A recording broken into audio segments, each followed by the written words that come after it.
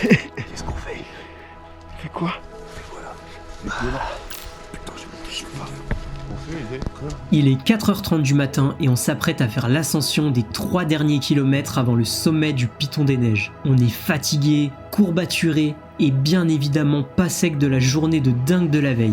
Mais qu'est-ce que c'est bon putain! Comme il n'y a qu'un seul accès pour atteindre le sommet, on redescendra forcément par là en fin de matinée. Alors on décide de laisser toutes nos affaires dans la tente, comme ça on sera bien plus rapide et bien plus léger pour faire ces derniers kilomètres. En plus de ça, le petit déjeuner nous attend à notre retour. Et ça, qu'est-ce que ça motive! Comme vous pouvez vous en douter, je n'ai absolument pas prévu de lampe frontale. Parce qu'à aucun moment dans ma préparation, je me suis dit que j'allais faire 2 heures de randonnée dans le froid et dans le noir à une heure où ni mon corps et ni mon esprit n'est censé être réveillé. Mais en vrai, c'est grave excitant. On s'essouffle quand même assez rapidement du fait de la montée en altitude.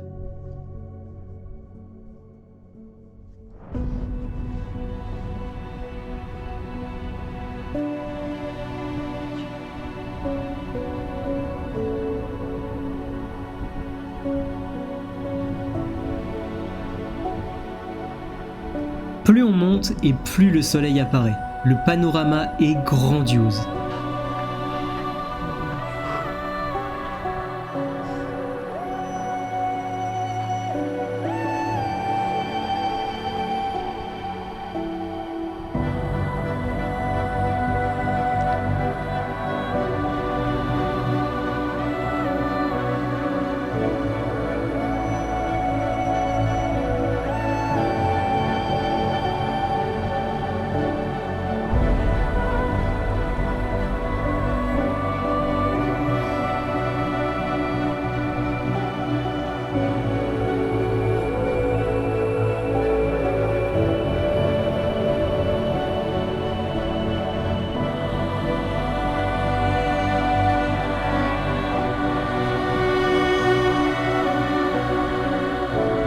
On y est, je crois.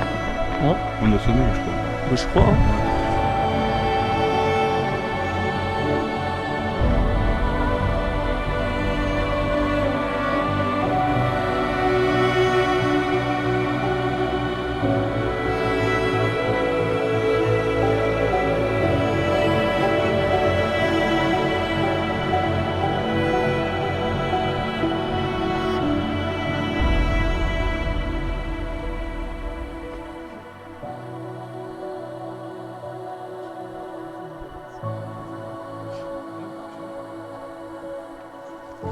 Je vous kiffe les gars.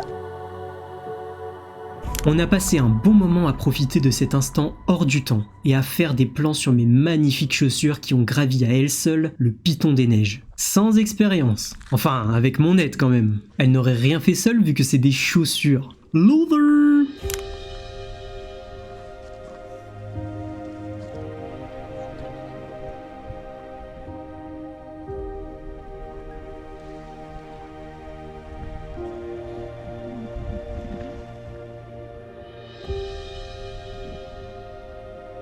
Les dernières lueurs orangées se sont estompées et après l'euphorie, c'est le froid qui nous rattrape. Ouais, mes chaussures sont toujours trempées et ça caille comme il faut là-haut. Alors on reprend notre chemin et on redescend au campement où des tartines et un bon café bien chaud nous attendent.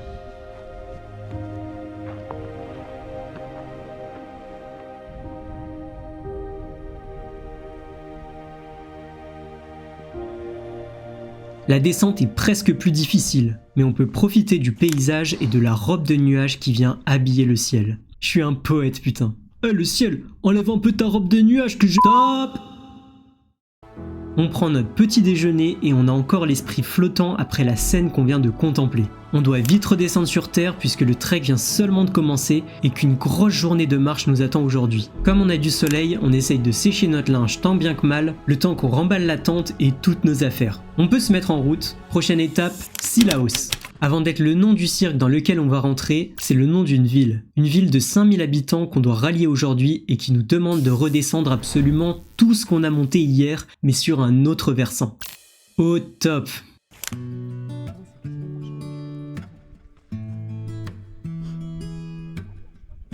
Franchement, si on longe la colline comme ça, c'est trop stylé, frère. C'est ça, Sillaos, c'est sûr. Je pense. Ah ouais, on va faire que descendre en fait. Le point de vue est magnifique, on en profite une dernière fois avant de dévaler la montagne. Bah c'est que ça a de la gueule tout ça. Quand même. Je m'appelle Maxime et je suis en aventure. Je suis dans Koh-Lanta. Regarde cette espèce. Je viens de le pêcher. Je vais pouvoir faire à manger. On descend et on descend. Les premiers pas étaient simples, mais au fur et à mesure de la journée, les grandes marches et la pente raide réveillent nos courbatures de la veille. Encore un escalier et... Nos genoux, du fait des chocs, commencent à prendre vraiment tarif. La bonne humeur du départ se transforme assez rapidement en douleur. Après quelques heures de descente, on tombe sur une table de pique-nique avec un point d'eau. On peut donc faire une pause pour remplir les gourdes et reposer un peu nos jambes lourdes. On continue la descente et c'est de plus en plus raide. Nos genoux ont de plus en plus de mal à supporter notre poids, mais l'objectif du jour est à portée de main.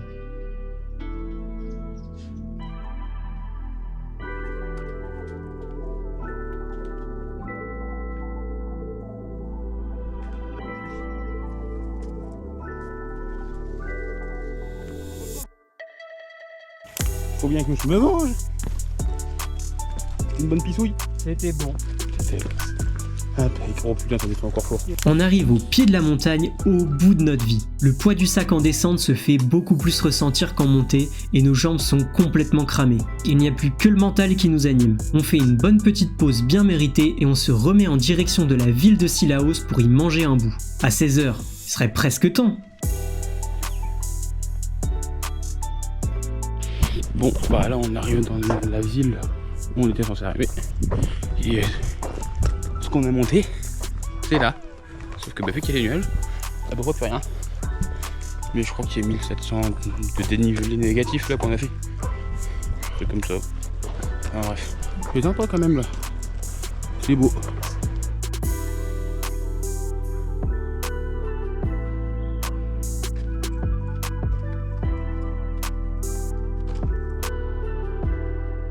Notre étape du jour est terminée. Bon, et ben notre petite zone de dodo pour cette nuit, c'est ça. Et on est très très loin de la ville. Pour aller manger, ça va être beau pour ça. Et bref, on va se trouver un coin sympa. On se rend donc sur une aire de bivouac dans les hauteurs de la ville pour y planter notre tente. On va pouvoir se reposer ici pour ce soir et se détendre un peu avant la suite du trek.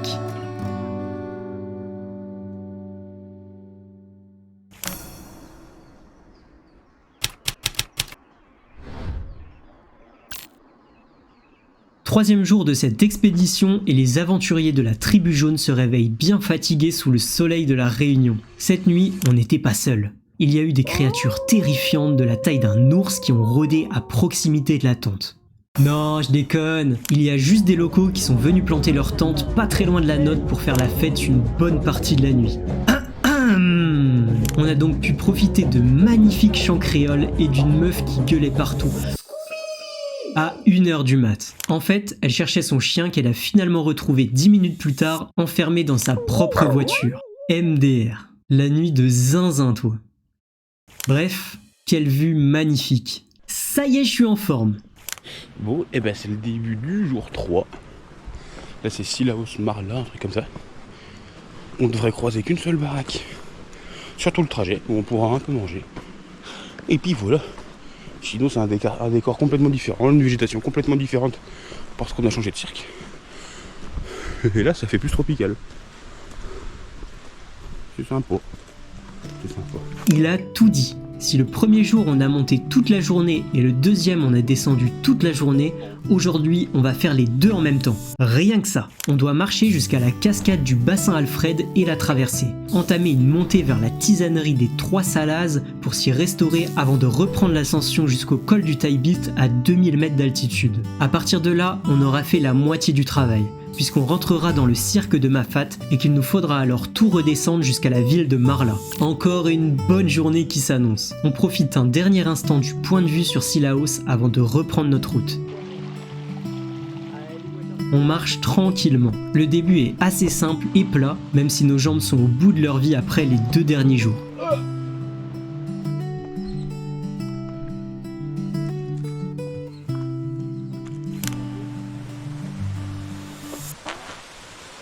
Mais t'es sérieux? Il me pète à la tronche lui. Ah faut traverser les gars.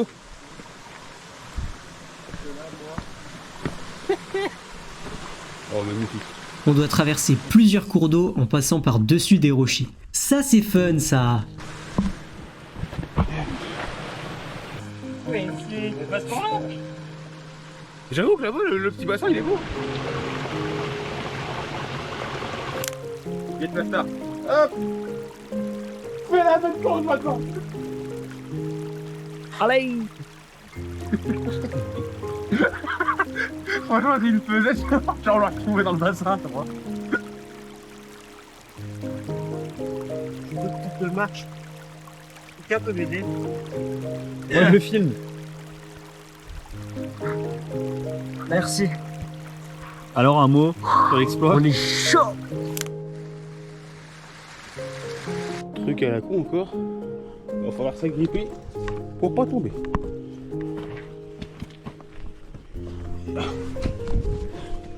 Nickel. Ah, trop grand là. Ouais. Hop. Hop.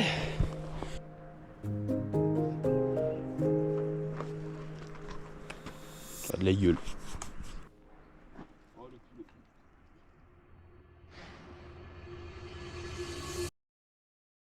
Là, on dirait pas comme ça, mais ça descend bien. Et là, c'est pareil. Ça, c'est de la bonne descente, ça. Oh la vache, c'est chaud. Ouah.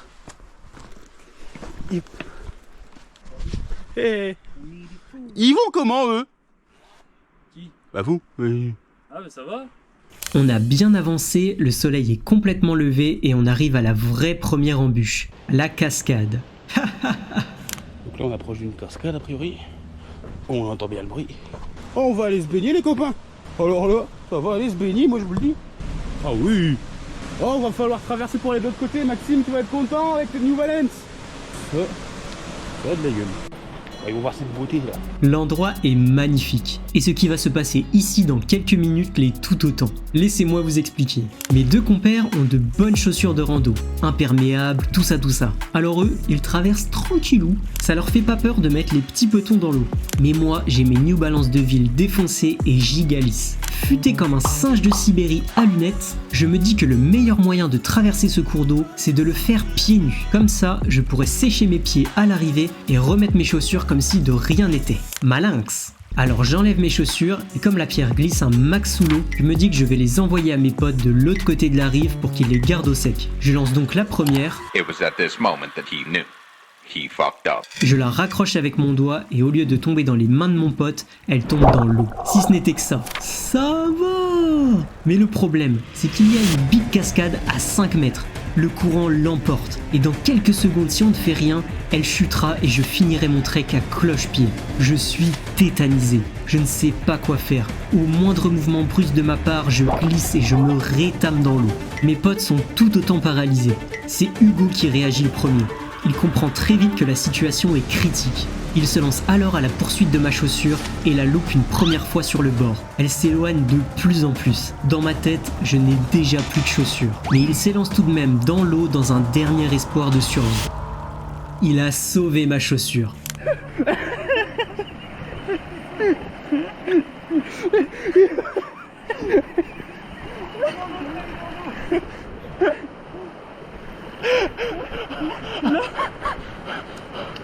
Mais non, parce qu'en fait je filmais pas.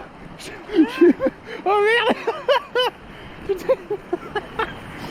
Eh, franchement ton lancer de chaussures Max il est incroyable.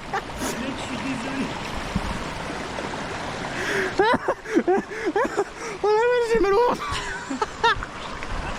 Attends, je m'éloigne parce que je vais glisser aussi moi. Oh. Attends, merde, attends, il y a ça aussi. Attends. Tout ça pour sauver la chaussure de Max. Et l'autre couillon il a envoyé ce deuxième là-bas. Ah c'est génial. Franchement, ah, c'est le meilleur moment du séjour là. Bon. Ah ben on fait une grande pause pour que ça sèche au soleil. Moi qui voulais garder mes chaussures au sec, je me retrouve avec mes 2 pompes plus trempées que jamais et avec une loque en tant que pote. En vrai, je me sentais trop mal pour lui. Toutes ses affaires importantes, portefeuille, appareils électroniques se trouvaient dans sa banane et c'est elle qui a tout pris. On s'est bien marré quand même. On a donc fait une bonne pause pour sécher tout ça. Ça tombe bien, on commençait à en avoir besoin. La journée est loin d'être terminée.